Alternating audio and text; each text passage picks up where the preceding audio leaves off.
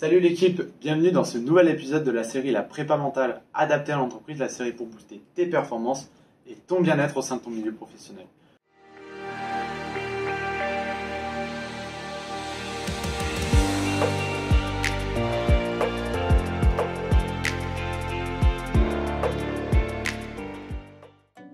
Aujourd'hui, on va voir comment gérer la peur dans son quotidien.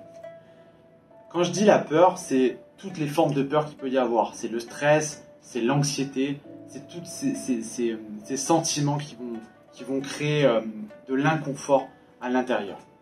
Et pour ça, j'ai envie de vous dire déjà une anecdote, enfin un truc que j'ai vu, un documentaire que j'ai vu sur Arte qui s'appelle, qui tourne autour de la peur et que j'ai trouvé très intéressant, c'est cette notion que depuis la préhistoire, en fait, la peur nous sert. La peur en émotion, qu'est-ce que c'est ? C'est ce qu'on appelle un danger réel ou fantasmé. Par exemple, comme je le disais dans une autre vidéo, un danger réel, c'est cette idée que si demain vous me mettez un ours ou un tigre dans la pièce, je vais avoir peur et c'est normal. Et heureusement que j'aurai peur, c'est ce qui va me permettre de me mettre en action pour l'instinct de survie, réveiller l'instinct de survie, pour me mettre en action, pour me sortir de la situation.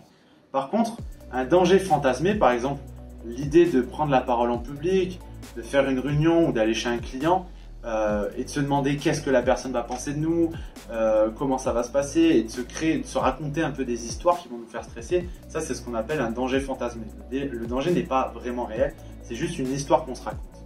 Et donc, dans ce reportage-là que j'ai vu sur Arte, ils ont dit un truc qui est très juste. C'est cette idée que depuis que l'homme préhistorique, l'homme qui n'avait pas assez peur se faisait manger, et l'homme qui avait trop peur mourait de faim. Et cette idée, elle est intéressante parce que dans l'idée de la peur, souvent on essaye de se dire j'aimerais éradiquer ma peur, mais finalement cette peur, c'est intéressant cette idée de se dire que la peur peut nous servir à agir, comme dans le cas de mettre en fait, comme dans le cas de l'homme préhistorique, quand il avait suffisamment peur pour agir, ça lui permettait de se sortir de situations inadéquates. Donc plutôt que de se dire je vais éradiquer la peur, et il faut se l'imaginer comme un curseur. Le curseur, c'est j'ai pas assez peur et c'est j'ai trop peur. Et d'essayer d'être au milieu. Par exemple, quand j'ai interviewé un entrepreneur qui avait une entreprise depuis 20 ans, que je lui disais qu'est-ce qui fait que selon toi, tu as tenu 20 ans dans ton activité et qui fait que tu en es là où tu en es, il me disait mais je suis quelqu'un de plutôt anxieux et c'est ça qui m'a permis de tenir. Alors sur le moment, je ne l'ai pas très bien compris parce que je me disais mais quand tu es stressé, c'est pas bon, enfin tu vis mal intérieurement, ton mental, ta santé, c'est pas top. Et en fait, ce que je trouve intéressant dans cette idée, c'est que si t'as pas assez peur dans ton activité, t'es pas assez à l'écoute de ton marché, t'es pas assez à l'écoute de ce que font tes concurrents, t'es pas assez à l'écoute de tes salariés, t'es pas assez à l'écoute des chiffres, de ce qui va pas dans ton entreprise. Et même quand ça va bien, c'est toujours intéressant de se poser la question et d'avoir un petit point d'anxiété, de se dire, malgré tout ce qui va bien, qu'est-ce qui pourrait merder? Parce que ça permet d'anticiper, ça permet de se rendre proactif et pas être dans le mode réactif dès qu'il y a excusez-moi l'expression, dès qu'il y a une couille, quoi. Donc vraiment développer cette idée d'être un peu anxieux pour être capable de toujours avoir un petit coup d'avance et de ne pas se retrouver dans la réaction et du coup perdre du temps et d'être en retard. À l'inverse, par contre, si le curseur est trop dans la peur, c'est intéressant de se dire en fait, de voir déjà en quoi la peur est un problème. Par exemple, souvent la peur, comme dans le cas de l'homme préhistorique que je disais tout à l'heure, il meurt de faim. Pourquoi ? Parce qu'il va rentrer dans l'inaction. Il y a des gens qui ont tellement peur, qui vont être tellement stressés que ça va les figer et donc du coup ils vont plus agir. Et le fait de ne plus agir, eh bien, ça va forcément les mettre dans des situations à risque.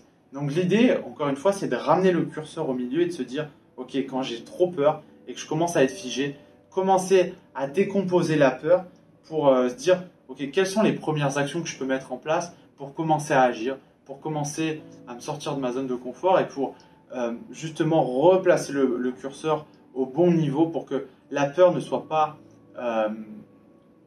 ne crée pas de l'inaction chez moi. Voilà. Donc j'avais envie de vous faire cette vidéo parce que je trouve ça vraiment intéressant et elle m'est venue en voyant ce reportage. Donc gardez cette image de l'homme préhistorique qui se dit celui qui a pas assez peur, ben, il se fait manger et celui qui a trop peur, ben, il meurt de faim. Ça montre bien en fait cette idée que Si on est trop confiant, en fait, l'excès de confiance peut nous amener à ne plus voir la réalité et que avoir trop peur, ça ne peut nous amener à l'inaction. Donc, essayez de toujours amener le curseur au bon niveau. Voilà. J'espère que ça vous plaira. Je pense que c'est un thème qui peut être très intéressant pour tout le monde dans son milieu professionnel. N'hésitez pas à me dire ce que vous en avez pensé en commentaire. N'hésitez pas à partager si vous avez des gens autour de vous que vous trouvez soit trop confiants, soit justement trop inactifs à cause de la peur. Voilà. Pour ma part, je vous retrouve très vite dans un nouvel épisode. À très vite l'équipe. Salut.